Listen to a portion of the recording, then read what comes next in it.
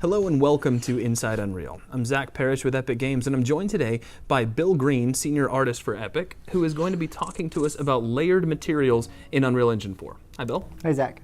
So our topic today is layered materials, which I understand are a special type of material in UE4. But for those who are new, what is just a regular material? Well, that's the surface definition of an object. So you can control the color, the specularity, the reflectivity, the bump, the glow, things like that. Okay, that makes sense. So what is a layered material? Well, a layered material is basically a material inside of material. So if I've created a material over here that might be red and reflective and have bump, things like that, I can create a node out of that and then drag that into my material that I'm making. And then I can stack them and separate them all out through mask, so like an RBG channel. Now, why is that significant? Well, as an artist, it's all about control. And so you want to be able to just jump in there and create all the art you want without being caught up with, technical limitations. Just be creative and not worry about it. Okay, can you show them to us? Yeah, sure. So here we have two tricycles. They look identical, but one uses layered materials and the other one doesn't.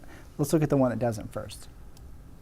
The tricycle is broken up into several different elements. As you can see on the right here, we have each slot with like metals and chromes and red paint, things like that. But these are defined by polygons. So these polygons have chrome materials, they have red paint. So I'll just show you the material of the red paint right now.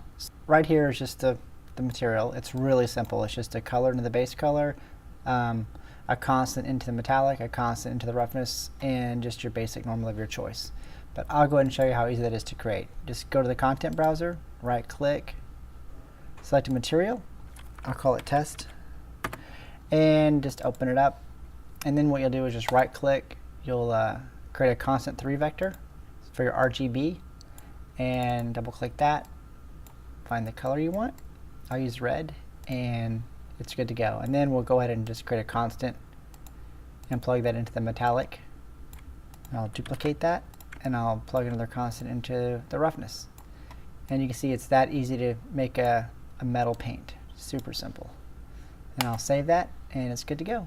So you actually specify what materials go where at the polygon level? Right. Okay. Now the other one I assume uses layered materials? Yeah, the other one uses a single layer material instead of a separate material element. Oh yeah, you can see that. Yeah, you can see that it only has one material applied. Inside that material there are layers for things like chrome, red paint, rubber, and so forth. And these are basically separated by texture masking. Okay, now can we see the material?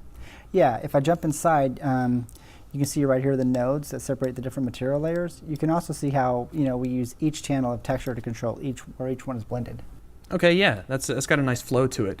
So I do notice though that on these tricycles, we're kind of getting the same result with or without layered materials. So I have to ask, what's so special about the feature? Well, the tricycles are really just to illustrate the technique. But if you look back behind them, there are some rockets that Jordan Walker created. He's our senior technical artist. The first three, we have basic materials like chrome, aluminum, copper. But in the fourth rocket, we brought these together into a layer material. So like in fact, the Unreal Engine logo is actually defined by a texture mask. So we can say that we want the body made of copper and the logo to be made of chrome.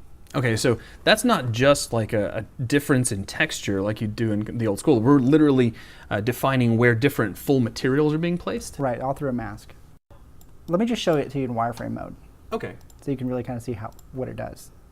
Yeah, you see there? Oh yeah, you can see that the logo itself is not part of the model at all. Yeah, that's kind of the idea. It's sort of a per pixel material placement along a surface. I can see how that adds a lot of flexibility to the art pipeline. Oh yeah, it really does. Regardless of which approach you choose to take, whether it's a single material, a layered material, or a combination of both, you take control over the look and feel of the object, in this new art pipeline.